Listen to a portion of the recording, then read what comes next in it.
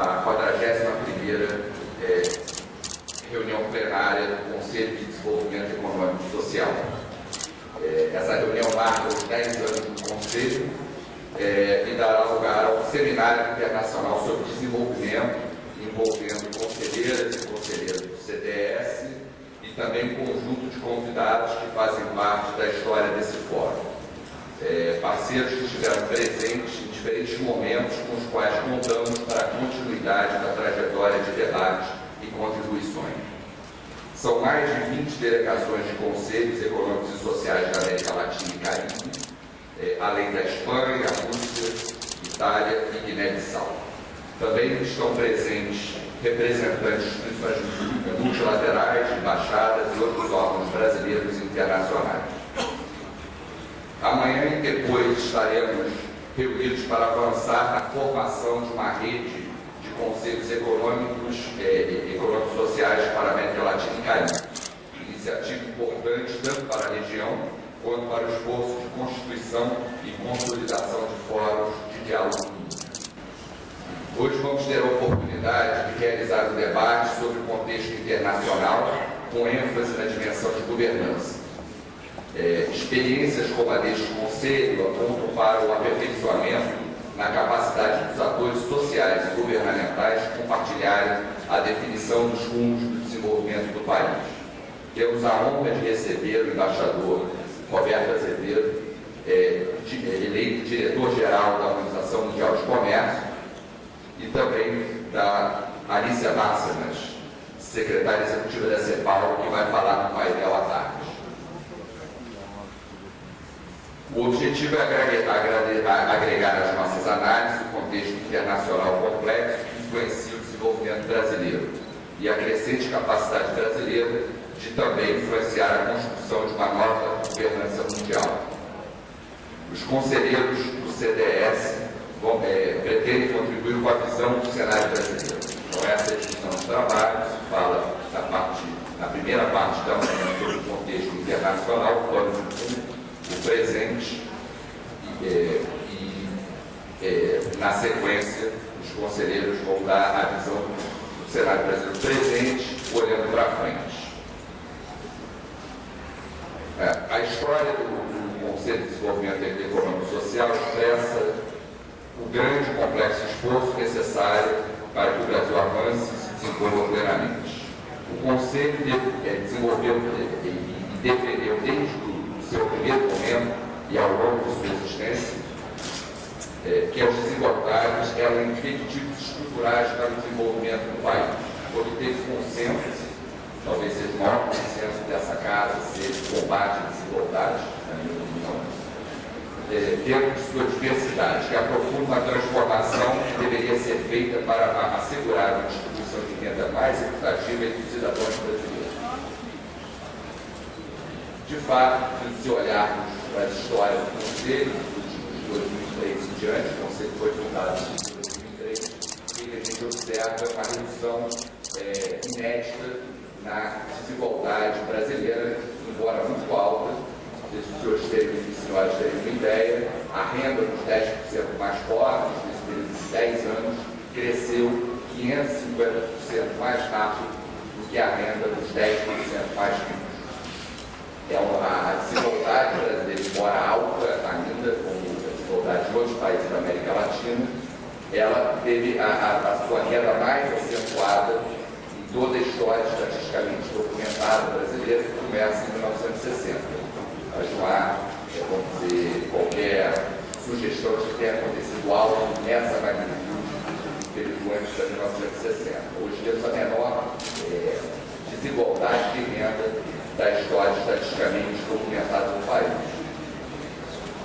É muito difícil avaliar o impacto que um conselho como esse tem no Brasil, mas ele ataca na escala do problema, mas na verdade esses resultados, a queda da desigualdade que acontece no Brasil, talvez seja certamente um dos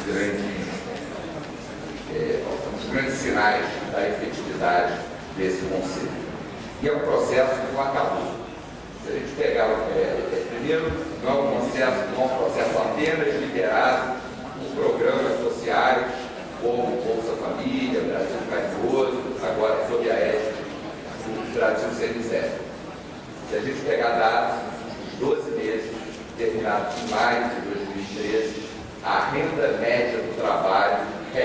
por pessoa, ou seja, descontando a inflação, descontando o crescimento populacional, cresceu 3,12% nas grandes cidades brasileiras.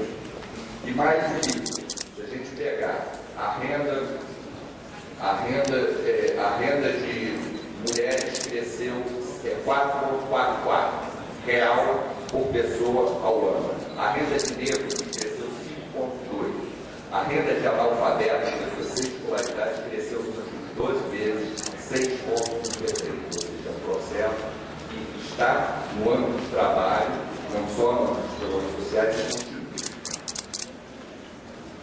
Nesse período de história do Conselho, a pobreza caiu 57%, quando as metas do milênio é que a pobreza caísse a metade em 25 anos. Ou seja, o Brasil está fazendo 25 anos em menos de 10 anos. E eu acho que uma marca desse caminho é esse equilíbrio entre crescimento e redução de desigualdade, tal como defendido por esse Conselho em inúmeras ocasiões. Metade, 48% dessa queda de pobreza se deveu ao crescimento. 52% redução de desigualdade, ou seja, um caminho do meio, onde o país cresce e reduz desigualdade. Essas coisas, acho que o debate é possível, e que a história brasileira recente demonstra que não só é possível, como o crescimento de cidades de uma maneira até mais acentuada, mais inclusiva, dessa forma. Então, acho que esse caminho do meio achado do Brasil teve importância fundamental desse Conselho. 40 milhões de pessoas subiram a classe média nesse período. Então, temos muitas transformações em tudo. E aí, agora, o CDS reconhece todas essas mudanças na diminuição de desigualdade, crescimento inclusivo, mas temos hoje desencadeado o movimento da sociedade por mais de anos. Então, esse é o desafio que esse Conselho toma para si, de representantes da sociedade interagiram e procurou conjuntamente com a sociedade. A função fundamental desse Conselho é aconselhar a presidência da República. Então, esse Conselho parece estar assumindo o seu papel no meio dessas mudanças recentes.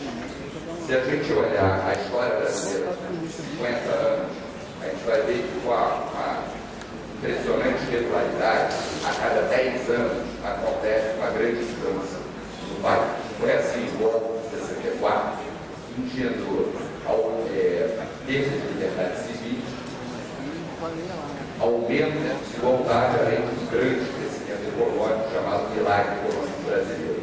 Foi até o choque do petróleo em 73, desaceleração em 74, quando começa a longa abertura e lenta abertura política brasileira, que culmina no movimento direta já em 84.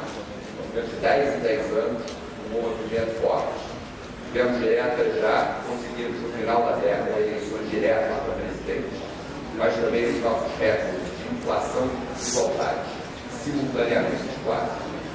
De uma certa forma, talvez tenha traçado a agenda das duas décadas seguintes. Na década de 90, reduzimos a inflação, estabilizamos a inflação em 94, e nos últimos 10 anos, a partir, depois da recessão de 2003, a partir de 2004, temos um movimento aqui descrito, eu descrevi antes, de crescimento com redução de desigualdades, com geração de emprego formal. Esse movimento, esse crescimento dessa nova classe média, acelerada a redução de pobreza, mas isso já faz 10 anos. Então, se a gente olhar a história, 100 anos terminados em 3, uma coincidência, temos uma estabilidade, e anos terminados em 4, começou uma mudança forte, por coincidência. Então, acho que é o grande desafio desse Conselho a sociedade. Somos parte integrante da sociedade, mas temos essa missão de conectar a sociedade junto à presidência da República. Então, essa é a nossa missão, e faremos, ao final dessa manhã, teremos a presença do ministro Aloysio Mercadante, do ministro ministro Alexandre Padilha, que vão começar o desenvolvimento dessa nova agenda proposta pela presidenta, a agenda de pacto. Então, vou começar falando, ministro Mercadante Padilha, sobre a agenda de saúde. É uma agenda, na minha opinião, o Conselho foi talvez dessas agendas, a agenda mais nova do Conselho, a agenda que não precisa precisar mais, não será ficar desses dois ministros. Acho que tivemos grandes transformações nos últimos 10 anos que coincidem com a história desse Conselho. Agora, como se diz, essas transformações são apenas o começo. Precisa perceber, entender e propor implementar novas transformações. Então, esse é o nosso desafio.